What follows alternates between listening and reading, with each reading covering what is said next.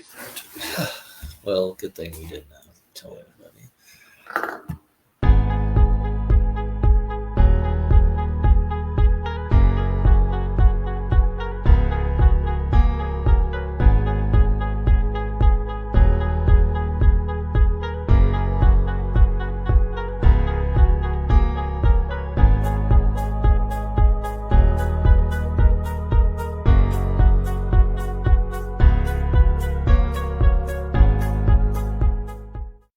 Get my And we're live. Oh, we're Welcome live. to the Unscripted American, yeah.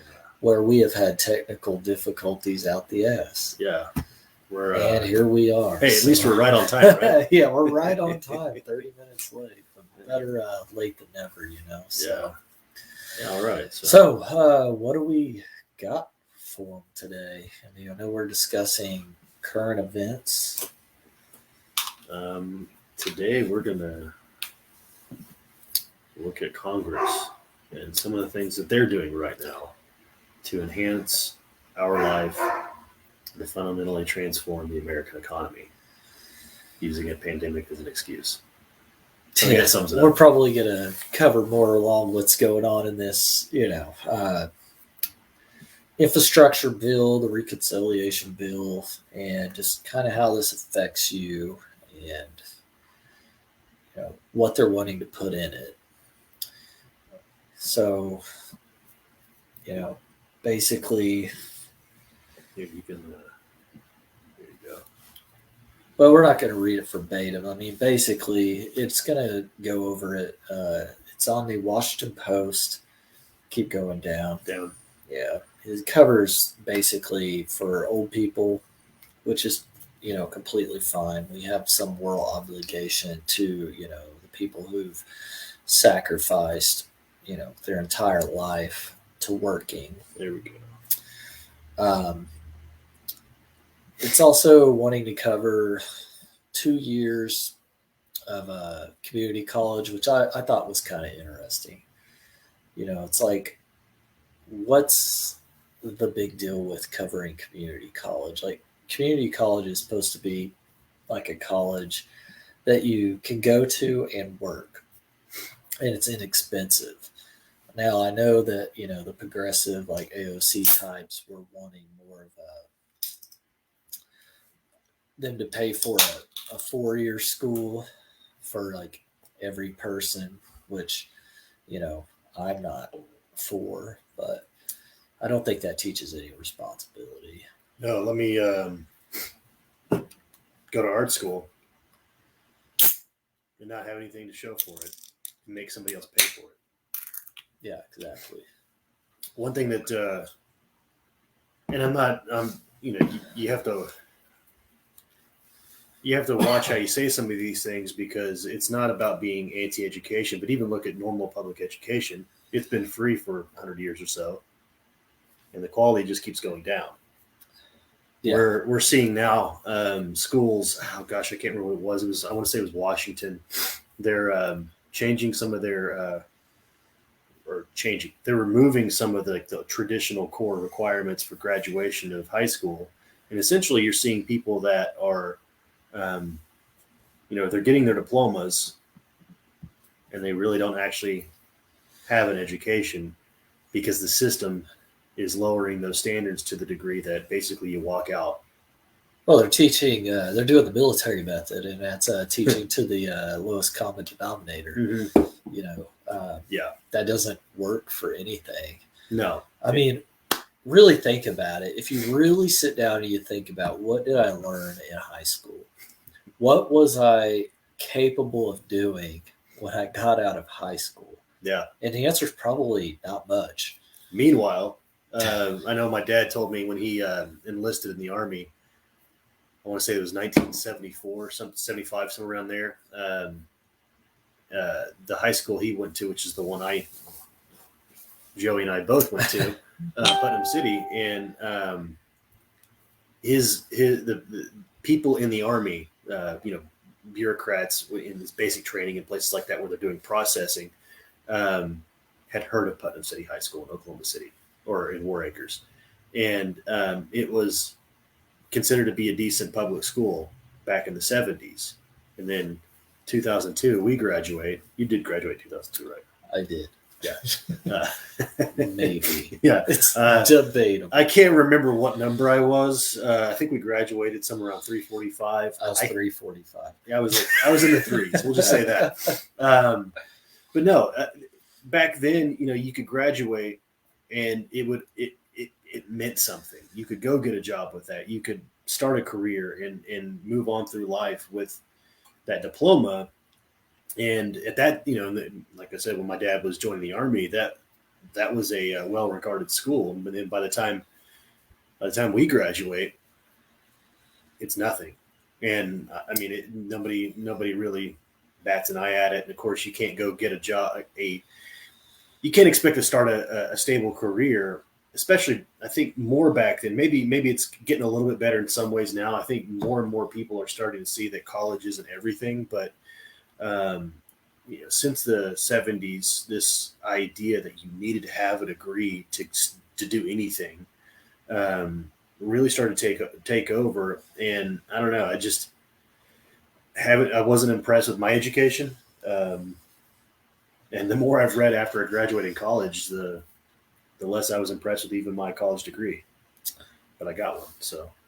Well, as much as you would say that you weren't impressed with Putnam City, I would say I was, but I came from the inner city schools. So it was completely different perspective. I was like light wild. years behind you guys. Like, cause I was like, what are you guys learning? Like I was way behind that power curve. Yeah. And I was just like, holy cow, that was like a real reflection for me. It's like kids that are in this school don't think they're far enough ahead, but kids that come from inner city schools are even further behind. Yeah. Holy smokes. Yeah, it was really, I would hardly call what I went to school. I mean, I got a lot of street knowledge. I got a lot of survivability. Mental fortitude. Oh, yeah, for sure. I mean, like you could put me in almost any situation. I could probably resiliently come out of it just from having to deal with the everyday like struggle of survival at that school, because I mean that's what it was. It was survival. I mean, it was some of the craziest things I've ever experienced. It was I mean, racism was a real thing in those schools. So when I went to Putnam City, like that wasn't a thing. Like everybody got along. Yeah. It was like, but it's not like that in inner city schools. Inner city schools are like a freaking gangland, man. Like it's disgusting, really. I don't know where it comes from, but maybe it's just because like it's like all the lower income people are all going to one school and everybody's just pissed off. Well, yeah, so man, we're gonna get into the little systemic racism, I think. One of where that really took over. And that people have to be able to dive into events when they see them. The problem with our media is they don't help us do that. We're a country of 300 plus million people. And because of the way the media shows us things, we think people are getting capped left and right by cops. We don't realize that like there are countless nonviolent interactions with police every day. But that what we're actually seeing is the result of generational poverty, particularly in certain communities that had been established for decades. And when you have a group of people that don't have hope, and they don't have a culture of having hope, then it's gonna be harder for them to break out of that mentally. And you probably just have a little bit of I don't give a fuck at that point. But a lot of that real estate laws allowed us to push people into certain neighborhoods. Then they're in those neighborhoods, property values go down, property taxes go down, then the schools get less funding, and then you have this generational problem. And so this has been going on for decades at this point, and what we're seeing now is just the result of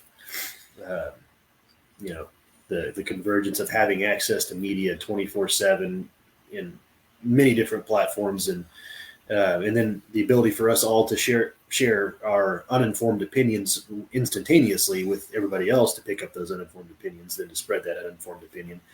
And we're seeing, I'm not going to tell you every single cop's a great person, but I certainly wouldn't want to be one right now, given what they have to deal with, because it's an impossible situation. Absolutely not. I mean, why the hell would you want to put yourself in a job like that? A friend of mine actually passed the academy years ago and realized that if she arrested or tried to arrest the wrong person, they resisted, and certain decisions had to be made, and it blew out of proportion. She could be separated from her daughter like that, and in jail. Well, circling back to what you were talking about with the real estate stuff. Mm-hmm. And, I was talking to a Black veteran today at Vets with Coffee, and we were having a real good conversation. And I told him, we need to start working on foundations to, so recently they built a grocery store over on 36th and Lincoln. And it's really sad. Nice. That's huge, but that's huge. And it's cool because now they actually have something they can call their own. Yes. And it's ridiculous that people had to go, whatever, 10 miles or whatever it is to a grocery store. It's absolutely absurd. Yeah. But the thing that we're letting government slip away with is we're giving them this small victory. Instead, we need to start building foundations in those communities to start building generational wealth. Yep. Teach the Black community, or even the Latino community, or the poor white community. Heck yeah. I think it's whoever is poor. We don't need to really put a race or whatever, but that's what everybody does today. Is start teaching those communities how to build businesses, taxes, how to make money, how to save money, how to build money for their future generations. Yeah. The American dream should be for everybody, not just, people that have been passed down. Some people just have worked hard and they, just come out of bad situations and just worked hard. Some people who come from families that just pass down generational wealth or practice or whatever. And I think we need to be sharing that idea amongst everybody. Let's not, because that's what's creating this stupidity with the global elite or whatever people want to call it, the 1%. Oh yeah. It's like some of those 1% people really, there's people that probably did come from nothing, just worked their ass off. Yeah. And there's a lot to look at there. I mentioned earlier hope, but even there is a mental component. There are people out there who are super wealthy that if they lost all their money, just go back and earn it again, because they have this fundamental understanding on a psychological level what it takes. They are more oriented towards positive outcomes, whatever that means. It doesn't mean they're positive people necessarily, because there's some real shitheads out there that are ultra wealthy. Sure, there's real shitheads that are poor too. Yeah, they're real shitheads who work their way up from nothing, and now that they're rich, they want to pull the ladder up so nobody else can be rich. And you see that with, there are people out there like that. But then you see, I had an uncle that was a real bad conspiracy theorist, kind of like Alex Jones, to that level of just fanaticism. And, they talk about all the global elites and the billionaires and all this other stuff. And it's like, well, to what? I mean, I believe there's some people out there that have some evil designs for us. But the reality is, if I had $1 billion, I'm not going to go hang out with dudes that make $50,000 on a daily basis. I'm going to hang out with the billionaires. I'm not going to be trying to solve small problems. I'm going to be trying to solve big problems. And sometimes that looks pretty creepy, and oftentimes it is, but they're just weird people. You don't get to be a billionaire by being normal. But I don't know where you're going with this, but it's just, I think with the impoverished communities, for me, what I've noticed is it's kind of spreading to the United States. I was reading today that there's projections that energy prices could go up as high as 54%, I think is what I saw. over the winter. And with this, proposed legislation that we're kind of looking at, people don't realize all the stuff that we're talking about doing, all the stuff we've done fiscally. There's no way to tax enough money to get that from even the wealthiest people. We've got so many liabilities that we couldn't tax ourselves out of that. So what we're doing now is creating money out of nothing. So the real tax is the inflation that we're all going to feel. And so the wealthiest are actually going to end up with more money because we're going to have to spend more and more of our money just to eat. And yeah, because inflation isn't one of those where it inflates on your check. Mm-hmm. It inflates with goods. You see it already. I mean, look at gas. It's shot up well over $1. Yeah. Look at food cost. Just like, God, dude, like we went to buy steaks and like it was like $40 for like 2 steaks. You're just like $40 for 2 steaks. Like, and you were buying them at the store yeah, to cook at home. Yeah. You weren't buying them at a steakhouse. No, you might as well. Yeah, well, that's what I'm saying. It's like you might as well have bought them at a steakhouse. Yeah. I mean, it's crazy. Just the other day, so, segue in with some of the things we're going to be feeling from all this. Well, I talked to my buddy, one of my Marine buddies from California, and he lives out in the Bay. And he was telling me about the 50s to hundreds of supply ships that are just sitting out there. Mm-hmm. And what that means for us as the consumer is, well, with California allowing people to not work, they're literally paying people to stay at home. So you have nobody to work these docks.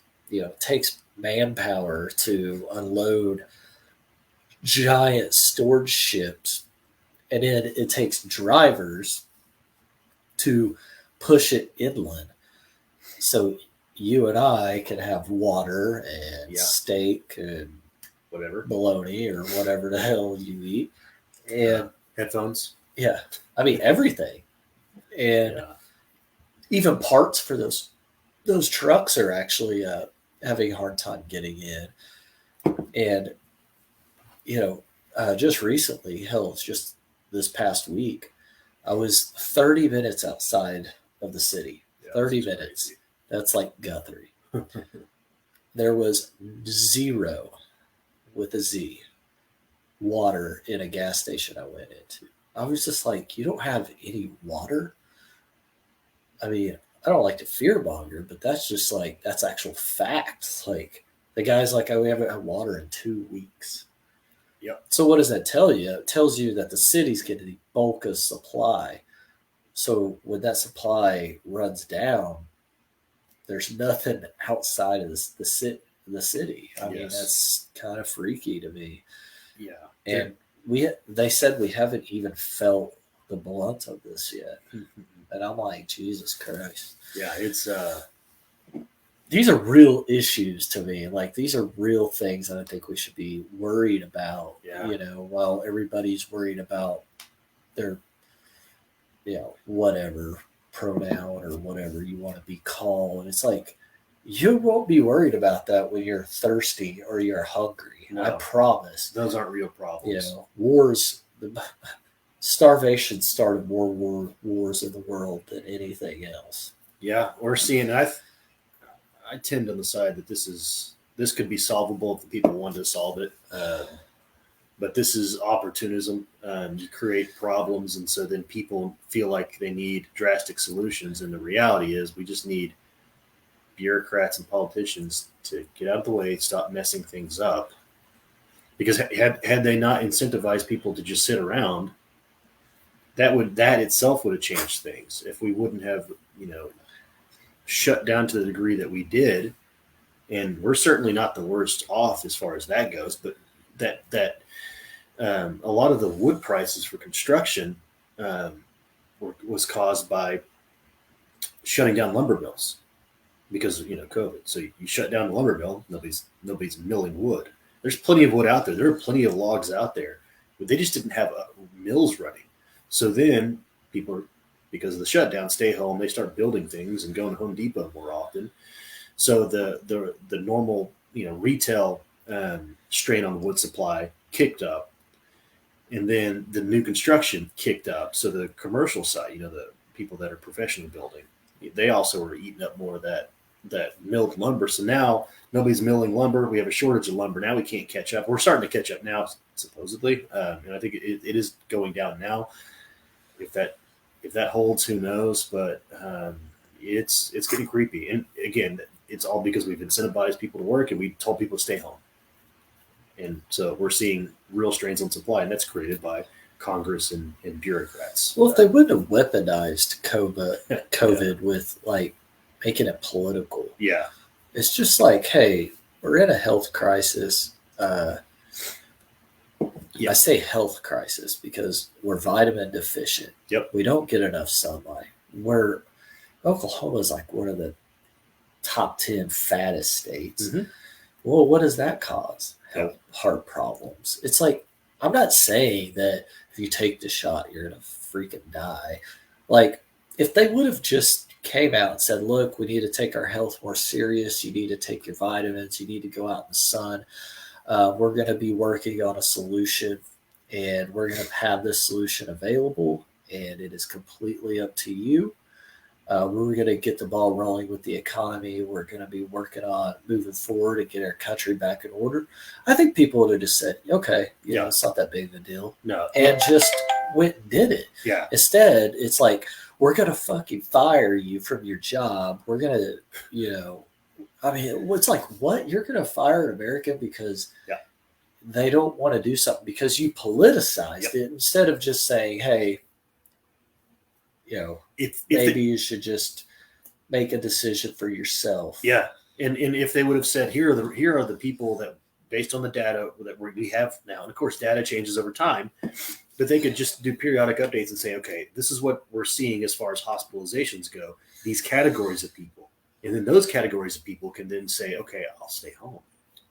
I fit that particular that dynamic. Yeah. I should probably take my health more, I have a risk of getting it a little older, whatever it is. And then the other thing is if they would have been honest from the outset about because last year, as soon as the damn thing broke, I'm like, well, this is probably something either, China did on purpose, or they were doing something on purpose. How dare you think our enemies would do that? What's that? Yeah. But then, and funded by us.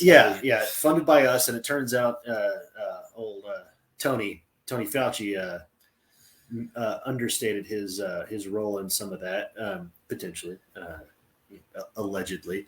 But if they'd have just been honest that, it was man-made is a possibility. We don't know 100%, but that's an actual possibility.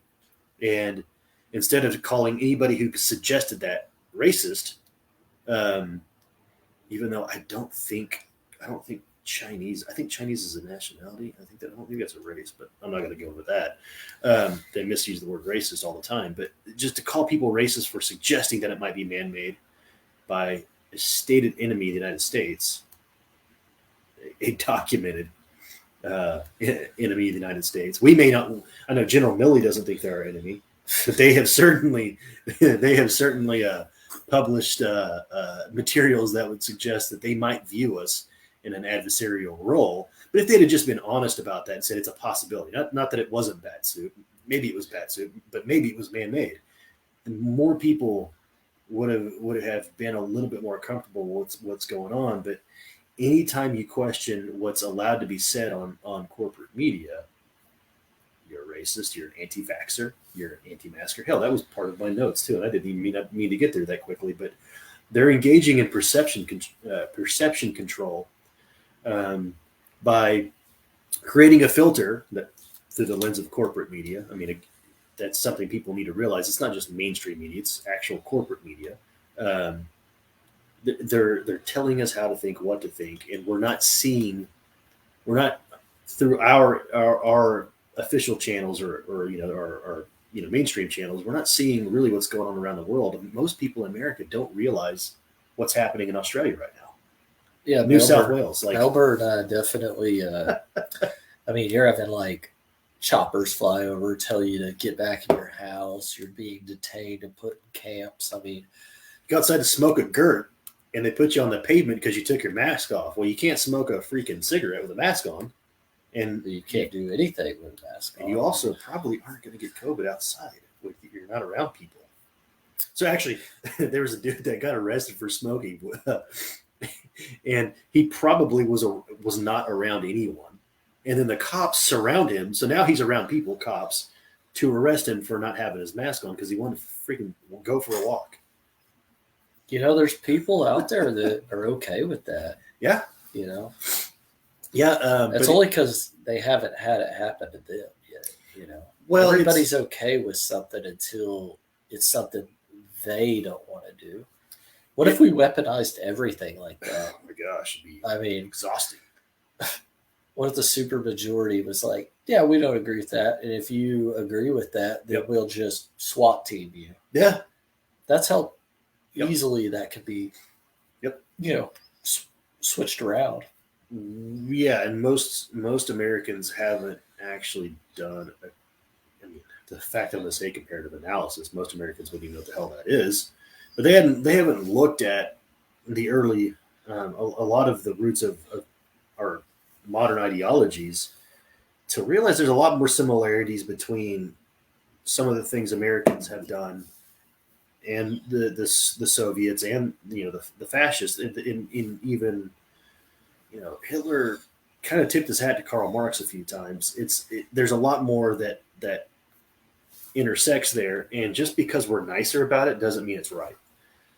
Just because we're not doing the extreme stuff that those other countries have done doesn't mean what we're doing is right. I mean, marginalizing an entire group of people because they want to make their own health choices because maybe they don't feel vulnerable. Well, maybe the argument to that would be, well, you could be asymptomatic Yeah. and carry it and kill someone else. sure. And so then, if me as a perfect, like I say, I'm not perfectly healthy. I mean, I look like it maybe, but I'm not.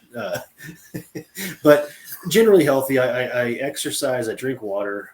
I get a decent amount of sleep. All that.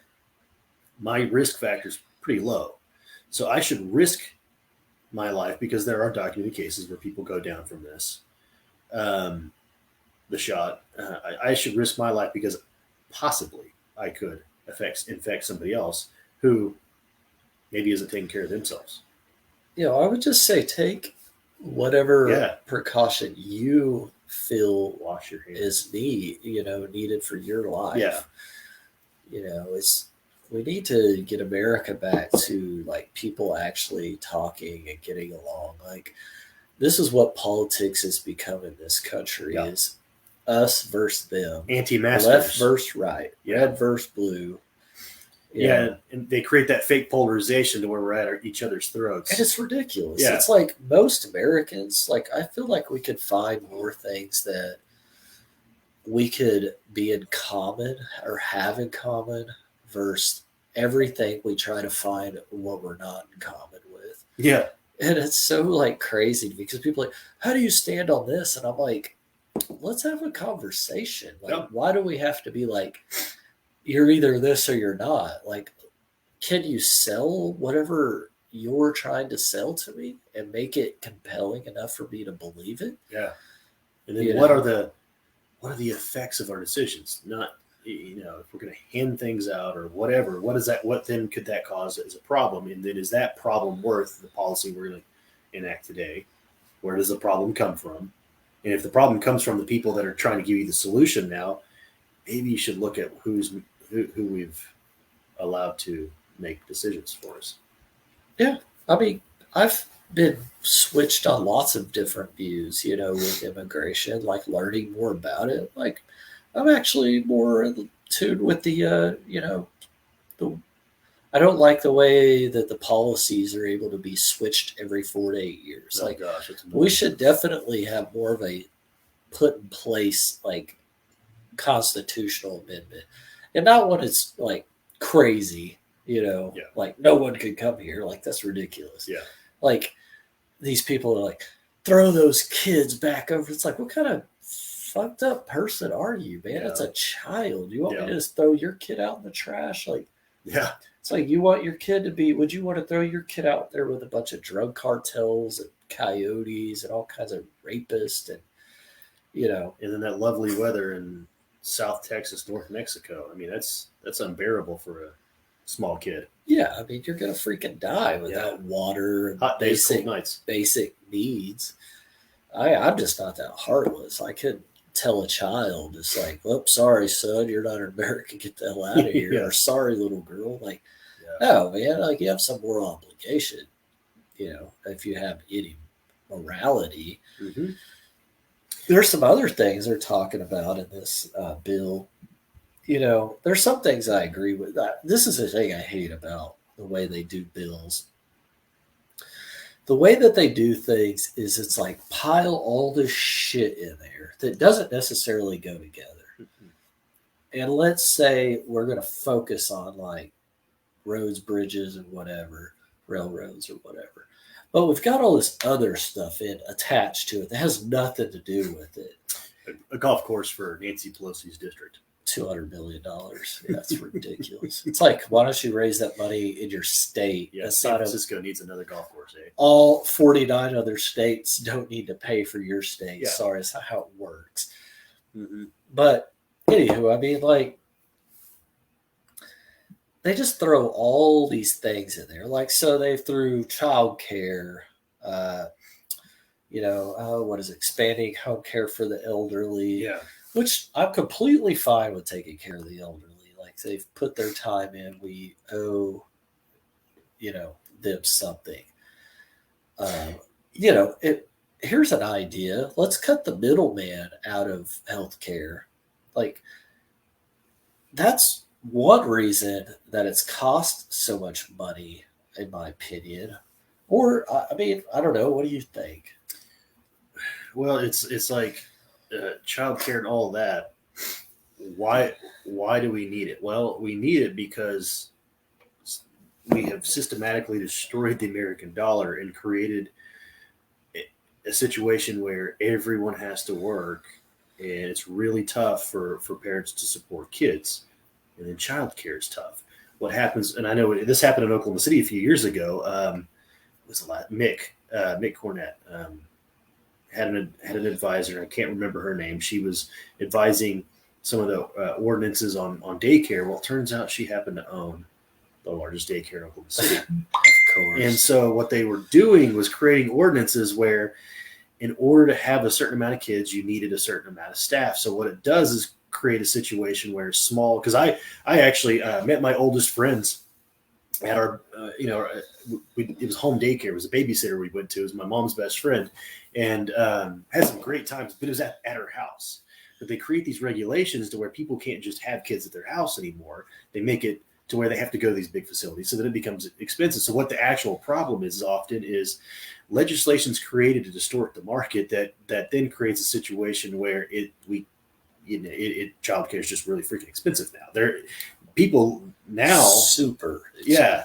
I don't even have kids. Yeah, and it's crazy. So for the healthcare thing, like way I see it is, if we look at why the price is inflated, and it's largely due to because we have an economy comprised of a handful of big, like cartels, essentially, like a handful of big players in each industry.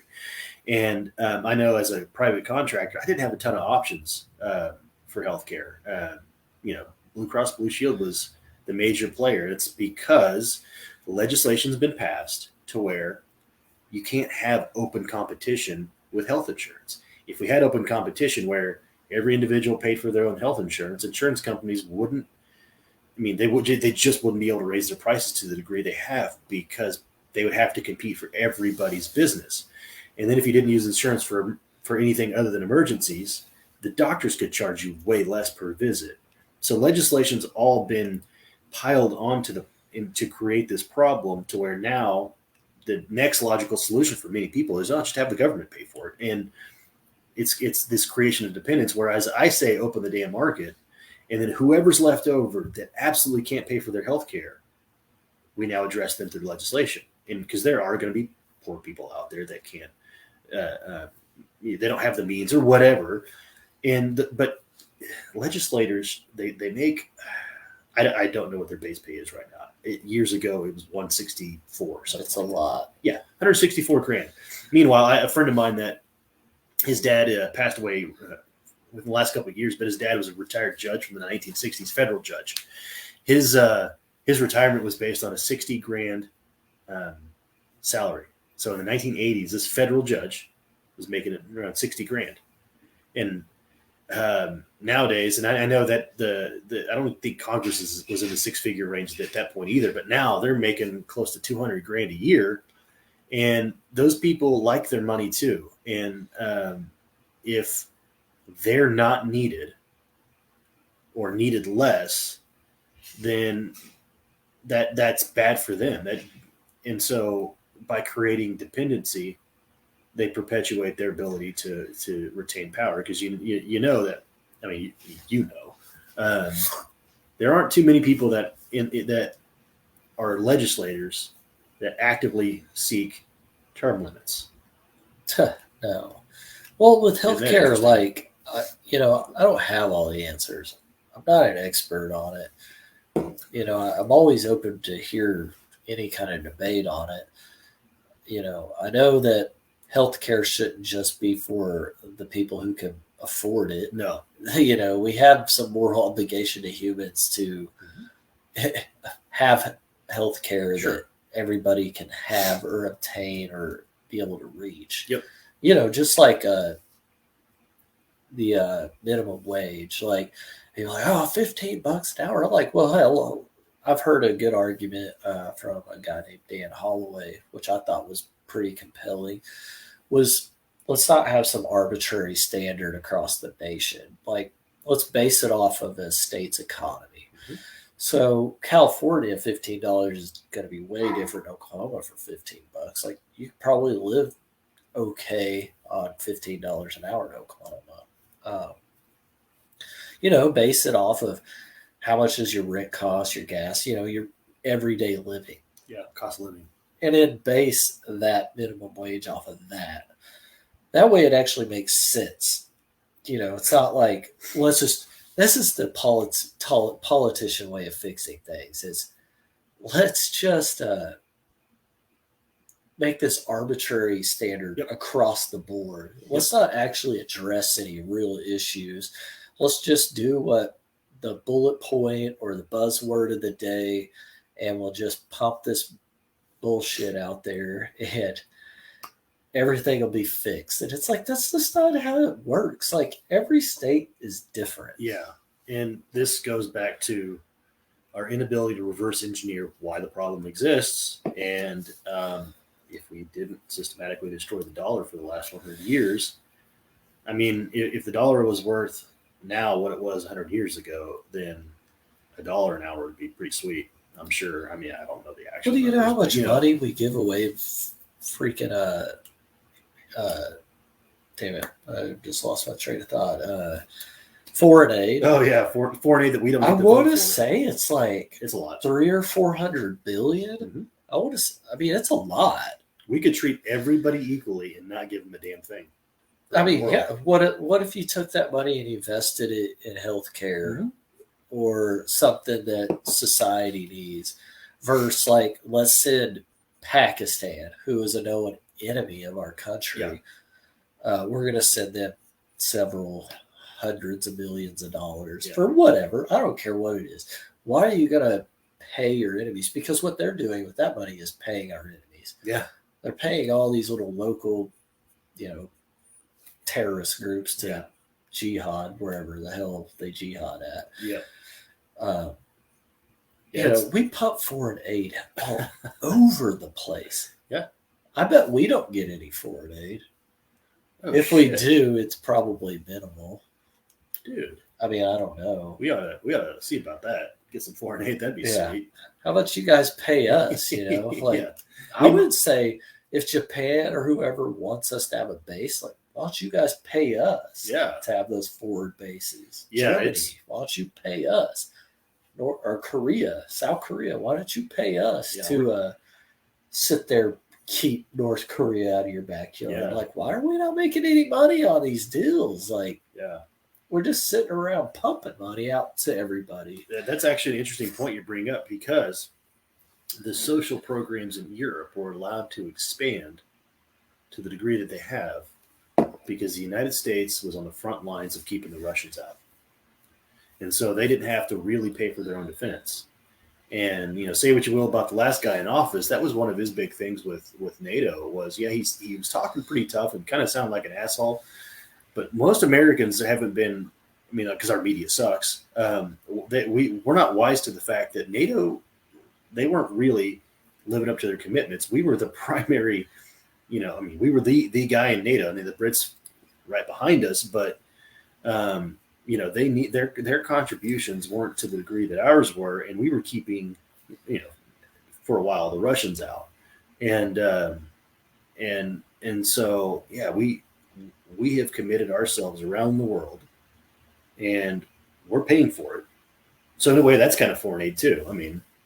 We're paying for it; they're not paying us, and I think it's high time they start being able to defend themselves. I do like the fact that there is a growing movement in Japan, and I've been hearing this a few different times, that they're looking at really switching their defense force over to an active, real military. Well, they should. They they'd be a valuable asset. Oh, yeah. They've been friends for a long time after not being friends. But which before we were actually friends with them. That was some oil deals. The American progressives were racist in the early 20th century. We're just not taught that in school. The Japanese were tired of being treated like, second-class citizens on the world stage. Not that I'm justifying what they did, but they were marginalized in the League of Nations. And wasn't that the Treaty of Versailles? Oh yeah, yeah. That'd be a fun little podcast to do. Yeah, I can do a whole rant on how the British ruined everything. Well, the Treaty of Versailles really created a lot of animosity, and that was the birth of Hitler. Yeah, Hitler would have just been some washed up watercolorist. Instead, he was a freaking corporal. Yeah. Shit. So don't ever say you can't aspire to anything. This guy's literally an E4 of the military. Yeah, and he rose to be one of the darkest, disgusting human beings on the face of the earth. Yeah, but that was caused by the desperation felt by the man. It wasn't even all Wilson, Germans. Was it Wilson the president then? Oh yeah. No, the early 20th century progressives were shitheads.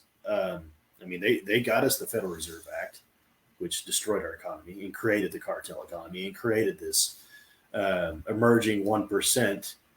They got us involved in these foreign wars that old Jorge Washington told us to stay out of way back when.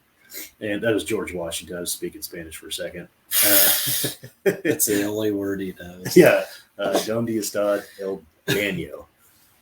Is it banjo? I don't know. But no, we were advised from early on from the first guy to stay out of all these foreign entanglements, and then we got involved in them in the early 20th century. And again, I can go back and I'm going to do it today, but the British caused all these problems. But Versailles directly led to the problems that led to World War II, and in both of those wars set up these international institutions. This is going to segue perfectly into what we're talking about. Set up these international institutions that we have today that we think are so wonderful, that are now, Was it the Federal Reserve right after that? No, it was after right before Was World it War before I. World War I? Yeah. So on Jekyll Island. Oh yeah. Yeah. So that's a good book. Oh, it's a great book, and a lot of Americans don't. Well, hell, fuck. I'm sure a lot of Americans don't even know who Woodrow Wilson is. But Teddy Roosevelt was the first major, presidential level politician to be a progressive. I bet most Americans don't even know the Federal Reserve was created by the super elite on a private island. Yeah, and they also don't know that, what is it? Oh, gosh, Article Scheisse. That's German now. I think Article 1 it deals with Congress. Article 2 is El Presidente. So the powers of Congress under the United States Constitution, one of them is to coin money. How is it they were allowed to create an institution that's private that does that. So That to me, that loans them the money. yeah, no, it's a total scam. And It's ridiculous. oh shit, Versailles. So one of the guys that represented the United States in the Treaty of Versailles was a gentleman by the name of Paul Warburg. Moved to the United States in the early 20th century. He was a German. And within 20 years of being in the United States, he suddenly represents us. Isn't that interesting? Yeah. He was from a German banking family. He was one of the he was from one of the central banking families of Europe. The other major one being the Rothschilds, but the Warburgs were in Germany, were involved in banking.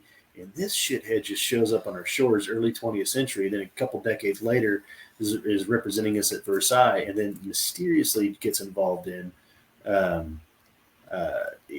Federal Reserve and all that. And he was actually one of the architects behind it. But it's a sleazy, but it goes back to the early 20th century politics and the political movement of, for whatever reason, people think bureaucrats can run our lives. We've created all these departments that have no constitutional foundation.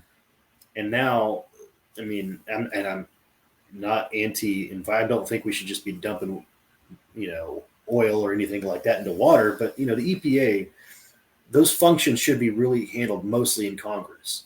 So our elected officials create these bureaucracies that go into the executive branch, when those powers should be retained in the legislative branch. And so unelected bureaucrats are creating what is essentially law. We call them regulation.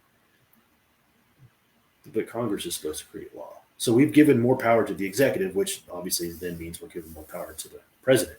So that all started in the early 20th century, in this expansion of. I think we segued a little bit. Yeah, we did. But yeah, we but, did. Let's so pull up my little notesy notes. What do you think about Biden wanting to pass? Well, he wanted to hire 85,000 more IRS agents, and then I don't understand the whole mindset on the $600 thing being able to. They're calling it how are they saying it? Well, we're wanting to keep track of the global elites and what they're spending their money on. I'm like, with $600, check your bank account. They're giving it to you so that you do what they say.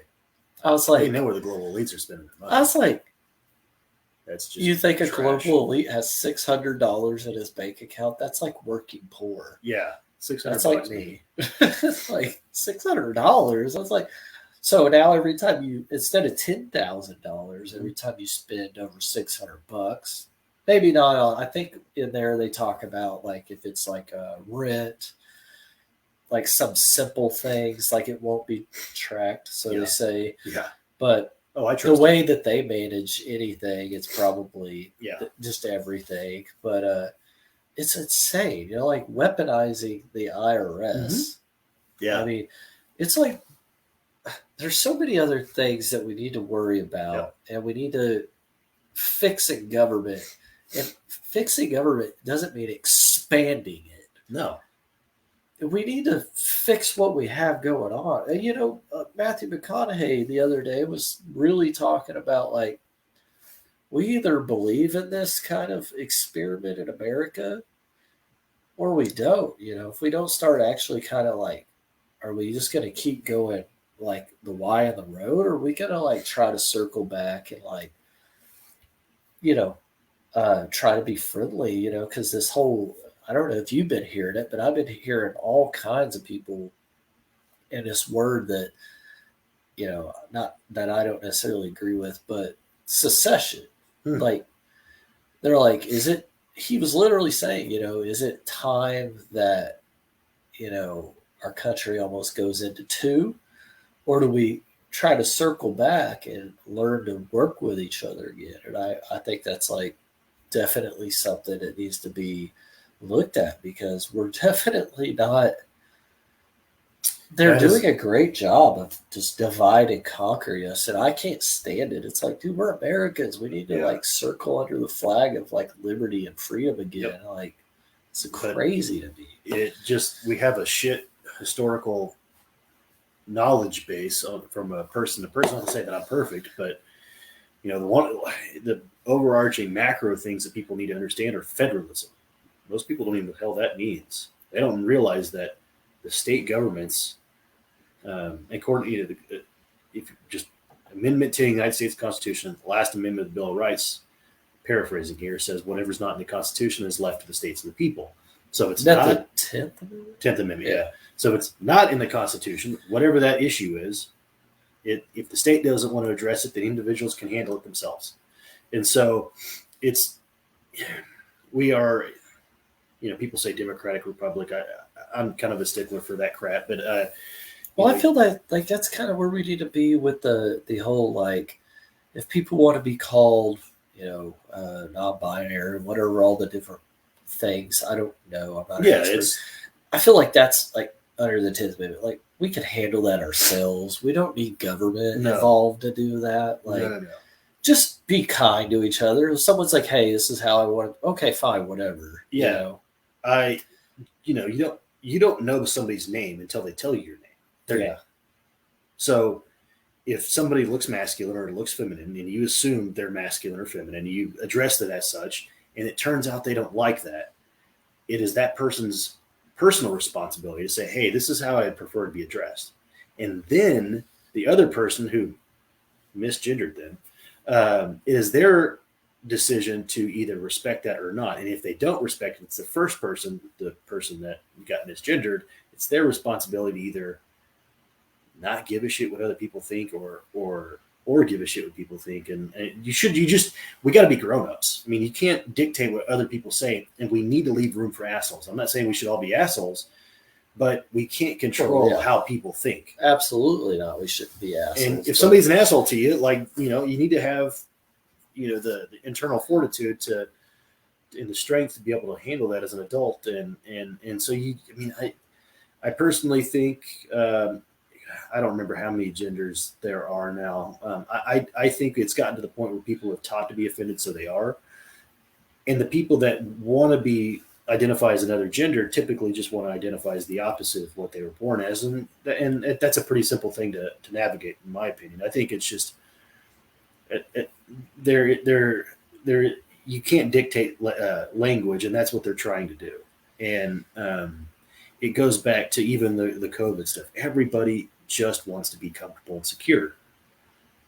And being comfortable and secure, being guaranteed comfort and security is basically means you'll have an uninteresting life that's controlled by somebody else. And in the end, I can't remember exactly how Benjamin Franklin phrased it, but if you value security over freedom, you deserve neither. Absolutely. It's crazy. I mean, it's just kind of like, is it this big of a deal? Why can't I just call you your name? Yeah. Just tell me your name. And correct me if it's not the right thing. I'll just enter the conversation like this. Name. Yeah. Personal pronouns.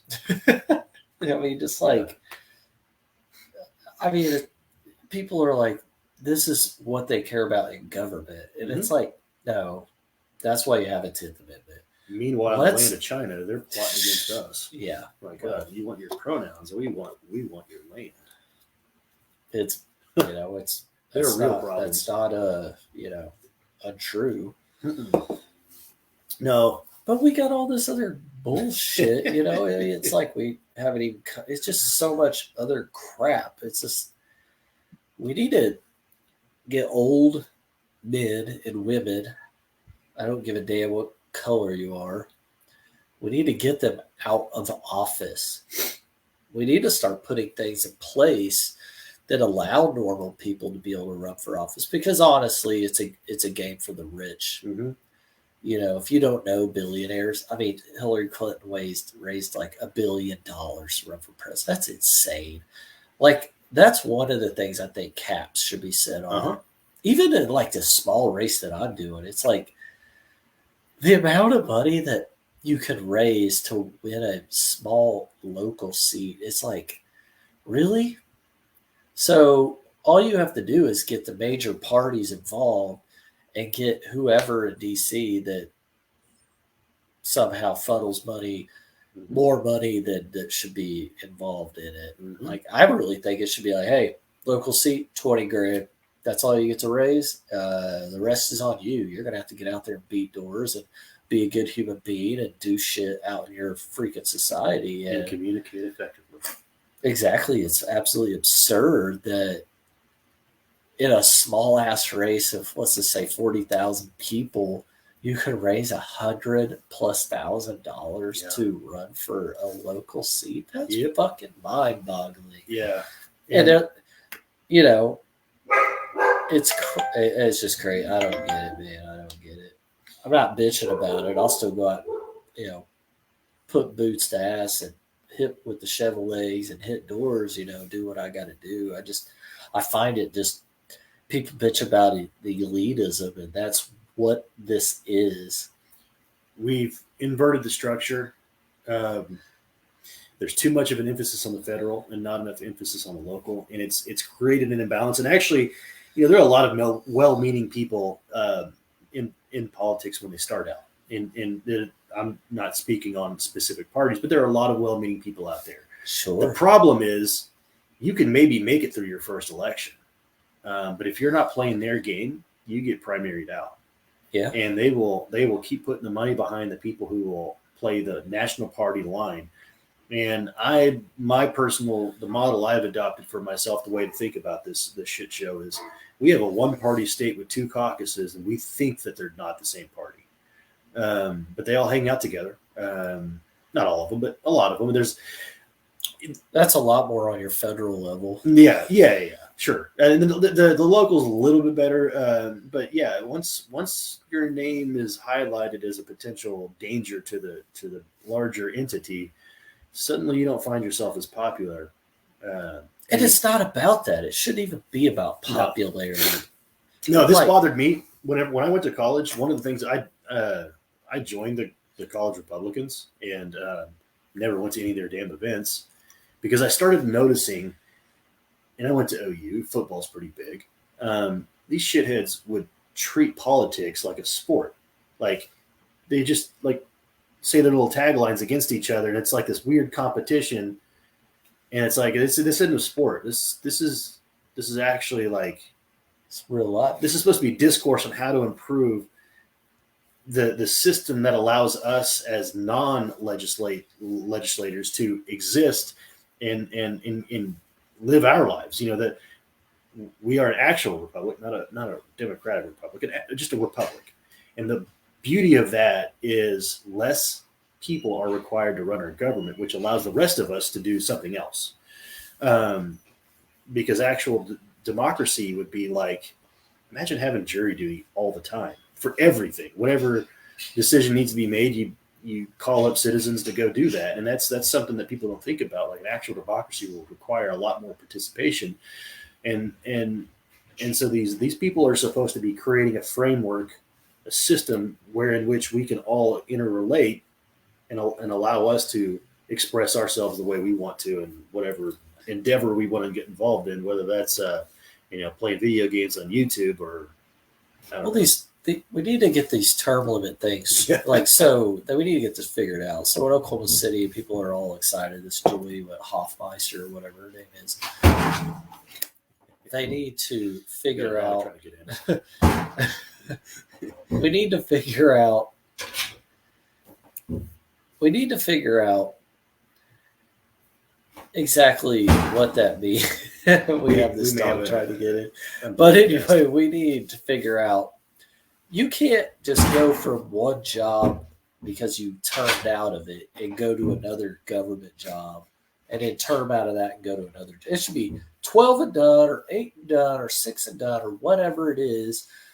And you're done with government. Yeah. Like, not just, I'm done with this. I was in the Senate, now I'm going to go to the House. Now I'm going to go governor. Yeah. I'm going to go to this. It's like, that's how you create corruption. And if you don't believe in corruption, well, I don't know. I would say we might be the most corrupt government in the world.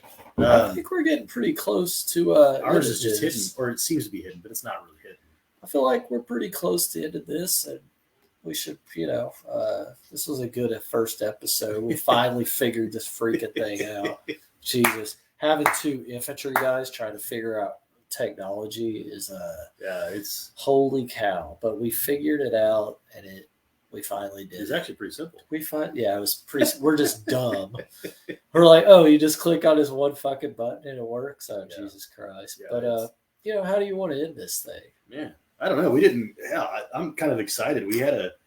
I thought it was a pretty fun conversation. Yeah, we Still could had always a lot left on my notes, so we can use that next time. We could circle back for sure. Dude, this is great. This is a never-ending conversation, and that's what we need to start creating is the conversation, like that old Waylon Jennings song, "The Conversation." Like, hey, if we can't sit down and have conversations with each other and try to figure some shit out, what are we doing in this country? Yeah, what is the plan? What's the goal? Yeah, the goal. Because my goal is not red and blue jerseys. I think it's time you throw those things in the fire. We start coming together as Americans. Yeah. Like, hey, what can we do to fix this? Like, because if we don't fix it, I don't know where it goes. And as much as I can bitch about what we've done in the past, and where we've been. But look at all the good we have done. Well, yeah. Even the things I don't agree with, the fact is we are, and some people would say, I don't know if we are anymore, but at one point we were a hyperpower. We transcended superpower. We are the most benign superpower to ever exist in the history of the world. Yeah, we've done a lot of things that I don't agree with, and I don't think our system's being run the way it should be. But at the end of the day, we haven't done what other major powers have done in the history of the world. Generally speaking, we do value good things. So yeah, I think we need to reconnect to that. Yeah, maybe it's time to circle the wagons around the things that we actually agree on and quit fighting about all the bullshit we disagree on. It's not about the red versus the blue. It's about the red, white, and blue. God, get the fuck out of here. All right, so I'm Joe Lewis. I'm Trevor Wolf. And we're going to get out of here with the Unscripted American. Over and out.